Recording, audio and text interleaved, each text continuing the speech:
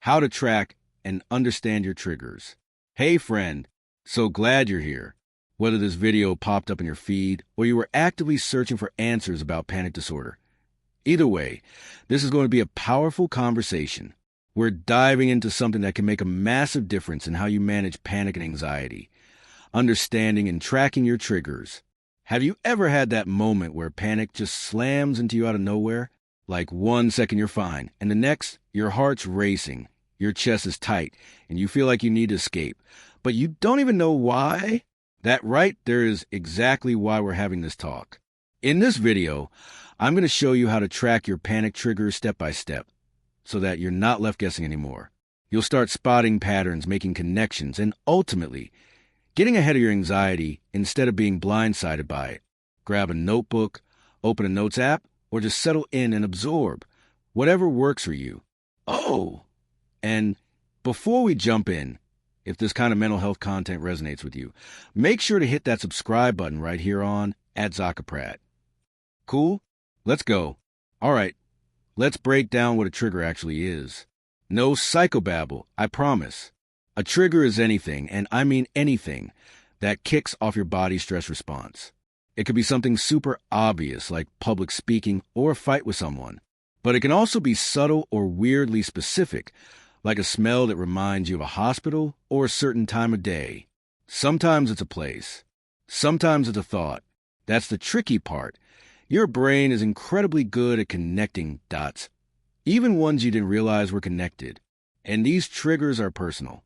What sets me off might not faze someone else at all. Maybe your panic flares up when you're stuck in traffic. Or maybe it's when you're scrolling Instagram late at night and suddenly feel like your chest is collapsing. The important thing is you're not overreacting. Your nervous system is simply reacting to a perceived threat, even if that threat isn't obvious.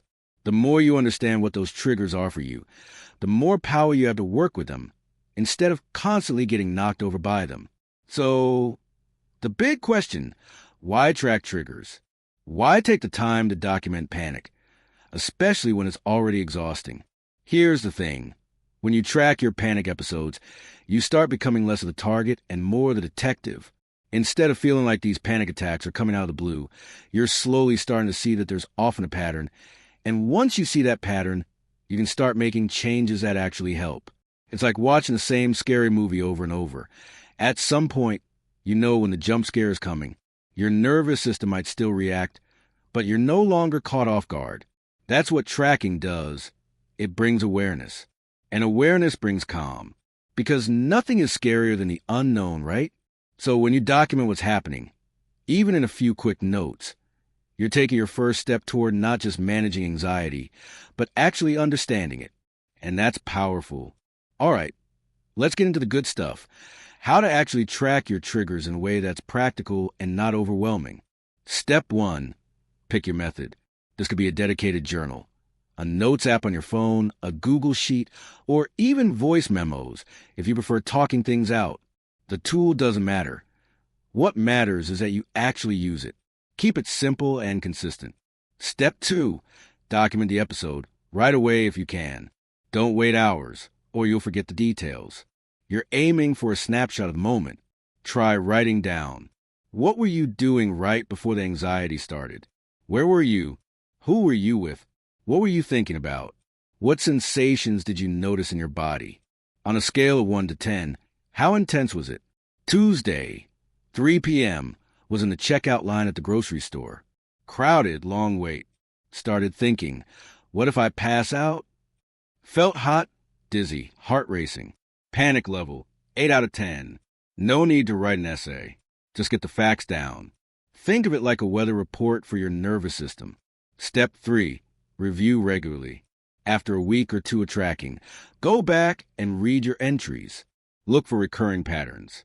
Maybe it always happens when you haven't eaten. Maybe it's tied to loud spaces, deadlines, or even dehydration. The goal is to spot themes.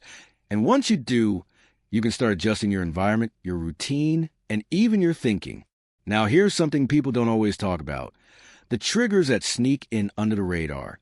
Some triggers don't look like triggers at all. For example, excitement. Sounds weird, right?